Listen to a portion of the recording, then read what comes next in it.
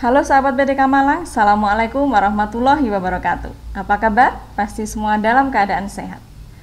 Bertemu kembali dengan saya Retno dalam Cangkruk BDK Malang, Bincang Ringan Keuangan Negara. Pada kesempatan hari ini, hadir bersama saya Ibu Fatimah, Widya Iswara, Balai Diklat Keuangan Malang, yang akan mengajak Bapak Ibu sekalian dalam kesempatan ini. Edisi kita adalah pengelolaan keuangan negara dengan tema perbedaan antara pembayaran di muka dan pembayaran uang muka. Baik, mari kita sambut Ibu Fatimah. Halo Ibu Fatimah, apa kabar? Selamat siang Bu Retno, alhamdulillah kabar baik. Alhamdulillah. Bu Retno sendiri sehat ya? Sehat, alhamdulillah. Ya, kita sudah melewati hari-hari masih dalam rangka COVID-19, masih dalam banyak batasan-batasan yang harus dilakukan, Bu ya. Terima kasih Bu Fat sudah hadir kembali di dalam Cangkruk BDK Malang pada kesempatan kali ini. Nah, begini Bu Fatimah sebagai salah satu Widya Iswara yang punya kompetensi dalam pengelolaan keuangan negara. Di dalam beberapa kesempatan OCBDK Malang yang pernah dilakukan, ada pertanyaan dari sahabat BDK Malang, yaitu apa sih bedanya antara uang muka dan pembayaran di muka? Itu ada banyak yang masih bingung, itu kan sama aja. Ada yang malah bilang, ya sama aja lah, sama-sama uang muka gitu. Nah, mungkin mohon pencerahan dari Bu Fatimah agar kita bisa sama-sama memahami gitu. Ya, terima kasih Bu Retno. Memang ketika di kelas juga banyak yang nanya seperti itu Bu Retno. Uang muka ini kan sebenarnya awalnya kita lihat di dasar hukumnya dulu ya nih Bu Retno ya. Baik, dasar hukumnya hukum untuk uang muka uang ini muka.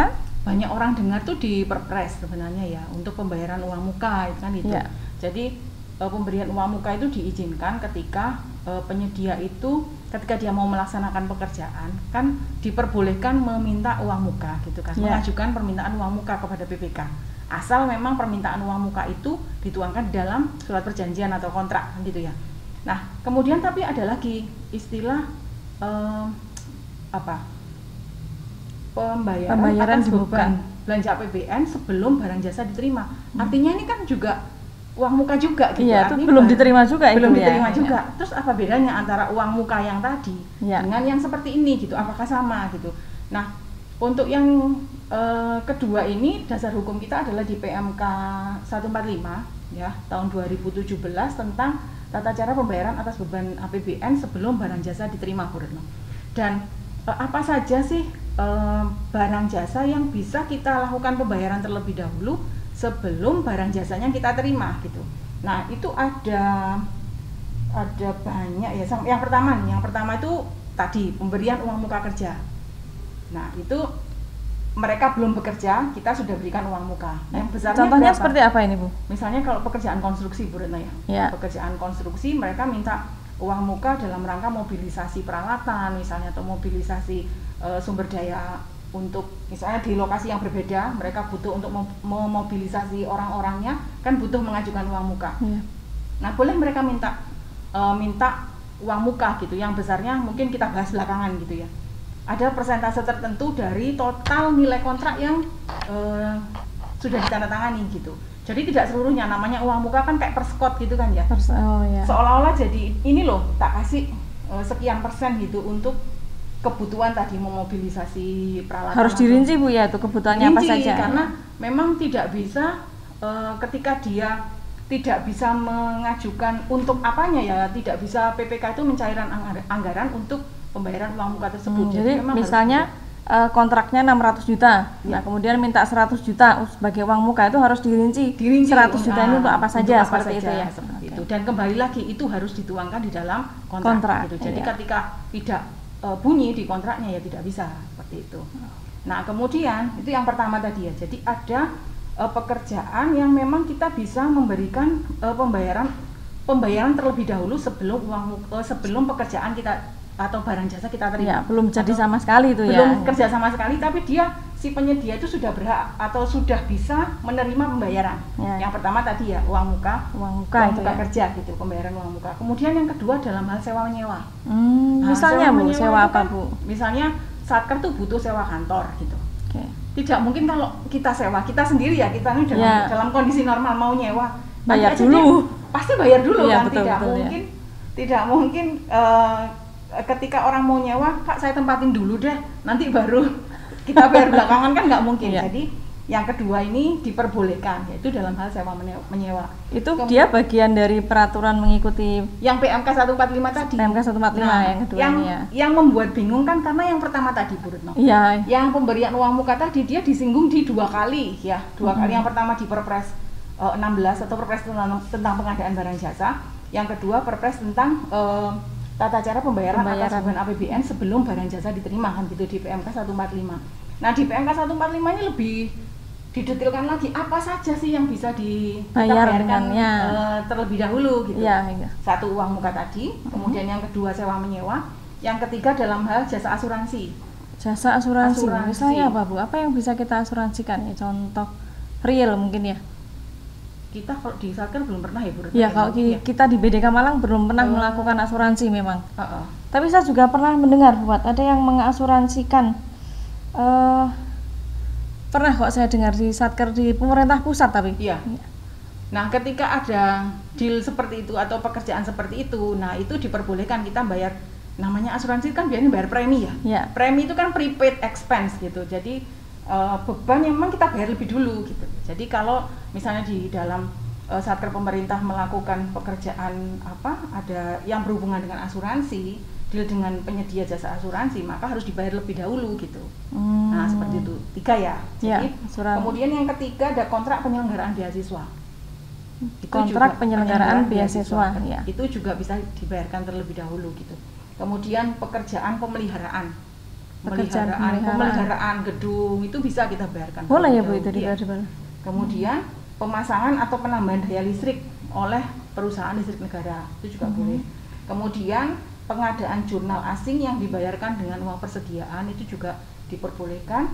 Kemudian ada pembayaran barang jasa secara elektronik yang dibayarkan dengan uang persediaan. Jadi, berarti yang kita bicarakan di edisi sebelumnya di episode ketika kita membahas tentang marketplace ya. Berarti karena dia dibayar dulu ya, padahal barang belum kita terima. Belum diterima. Dengan ini juga ketika e-purchasing gitu, ketika kita mengajukan surat pesanan itu kan juga ketika kita belanja online kan kita bayar terlebih dahulu kan Bu Retno ya. Nah, seperti itu. Jadi apa bedanya? Uang muka yang dibahas di Perpres 16 itu menjadi bagian dari pekerjaan yang bisa dibayarkan sebelum barang jasa kita terima gitu. Jadi bagian ya, meskipun dia dasar aturannya adalah beda, bukan yang peraturan pencairan anggaran APBN tadi, tapi dia adalah bagian ya sesungguhnya. Jadi sebuah pekerjaan yang bisa kita bayarkan terlebih dahulu sebelum barang jasa kita terima gitu. Nah, kenapa perlu dibahas khusus di Perpres 16? Karena memang di Perpres 16 itu nanti ada pembahasan lagi mengenai besarnya uang muka yang berhak diterima oleh penyedia itu berapa. Khusus memang membahas tentang itu. Gitu.